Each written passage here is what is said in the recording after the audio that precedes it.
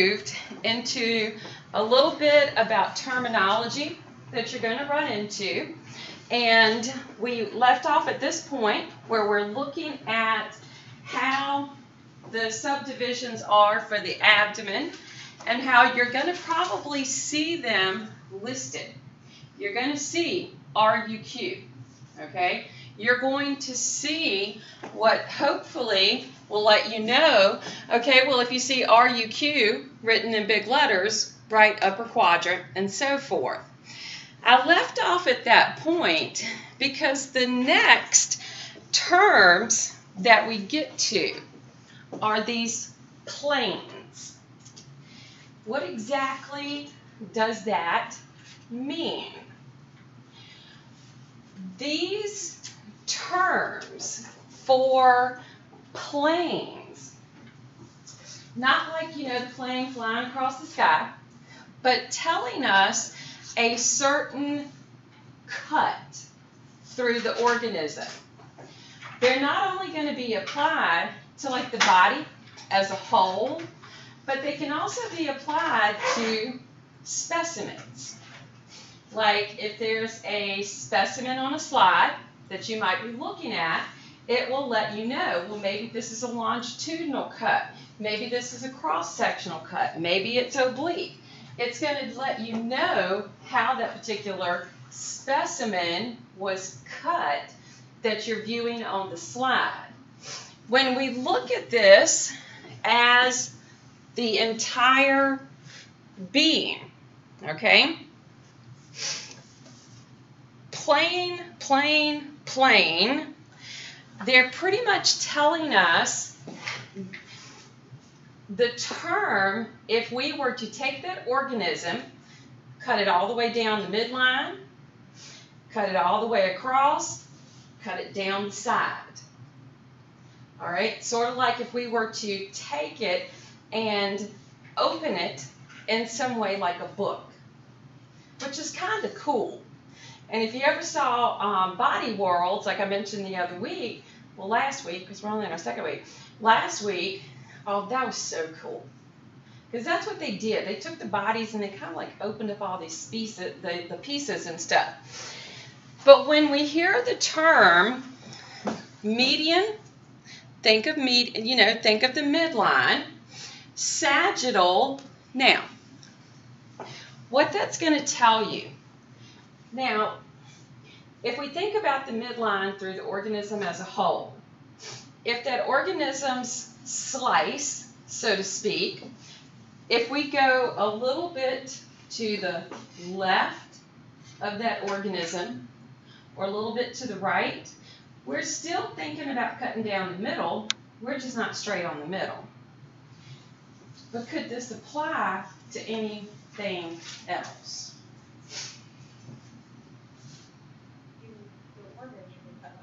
Core organs.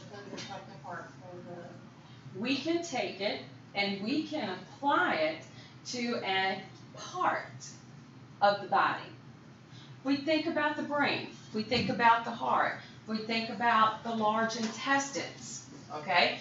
They can say they cut through the midline or the sagittal. You know, it'll tell you. Now, if we look at wanting to have something for the front to the back, going down the middle, all this type of stuff. Now, when it says the frontal or the coronal plane, this is going to divide the body into anterior and posterior. So if you look at this one, moving up the side, it's almost like you take and slice all the way through from the side. If you have your transverse or your cross, it's almost like you take and you cut the specimen, in this case, the human, cut them like straight through, and you can almost take it and look, take it and flip it up and go, oh, cool, look at everything inside. It's almost the way it looks. When we say there is an oblique cut, oblique means it's diagonal through it. All right? Now, This is some examples of what it would look like if we were to take the human and put these cuts through. This is pretty cool, you know, just saying. Now, look at that, straight through the head, like you just took it and opened it up like a book. The cross section, where it looks like you just take it, cut it, and just look up and look straight down into it. If we had that cut through the side going this way, that's kind of cool, showing it like through the leg with the knee and all the muscles and stuff like that. So it's letting you know how that particular specimen was cut. We can apply this to other areas of the body. If we have something like the intestines, why would it be beneficial to view different cuts under a scope? Different type of diseases, or different type of formations that in the colon it can form. Okay, the disease or the pathology that's being searched for might not necessarily show up in the longitudinal cut, might not be present. But if we had the transverse and the oblique to look at, it might be showing up. So it's a good idea to have the different cuts. So this is what will happen when you're looking at slides. When you're looking at slides, it will usually let you know this is a transverse cut, this is a longitudinal, this is an oblique. And that's how you get an idea of that part you're viewing, how it's been cut for that particular area. Something else that becomes pretty commonplace with the terminology is learning about the body cavities. When you have the body cavities, we're talking about this area that we think of as the trunk of the body. The diaphragm is going to separate the two cavities. The diaphragm, y'all ever looked at them on like the models or anything? Be sure to look at it because it's really kind of cool, okay? And it does a lot of stuff. When we look at the diaphragm, it is going to divide it into what we term the thoracic cavity and what we're going to see as our abdominopelvic cavity. There's a couple of things to look at for these cavities. When we look at the thoracic cavity, the mediastinum, media, medium, middle, okay, this is an area that is going to divide the thoracic cavity, left and right, all right? But look at the organs that are located in the thoracic cavity. Heart, lungs. Now, thymus gland, yes, okay, but that's more pronounced in infants to younger children. Get to our ages, it's involuting, it's disappearing, okay? But we got two important organs there. We've got the heart and we've got the lungs. Now, the heart is going to have its own coverings, just like every organ is, but it's going to be termed our pericardial cavity. Now, the lungs. Here's the thing about the lungs. The lungs are in their own cavities. The lungs are in this pleural cavity of the thoracic cavity. Does that make sense? Because having that cavity around the lungs becomes very important for their function. So you end up having the lungs, they are in the pleural cavity of the thoracic cavity. The abdominopelvic cavity.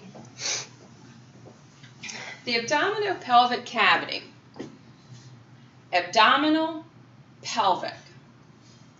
We're going to have the area that will deal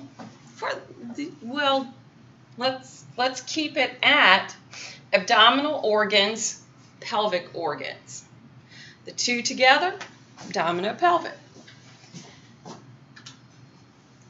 The cavities, the organs, the orifices, many things of our body are going to be covered with membranes. Membranes can make things a little interesting, but the way that we're going to talk about these membranes, they're going to cover the organs of these cavities. They're going to line the cavities.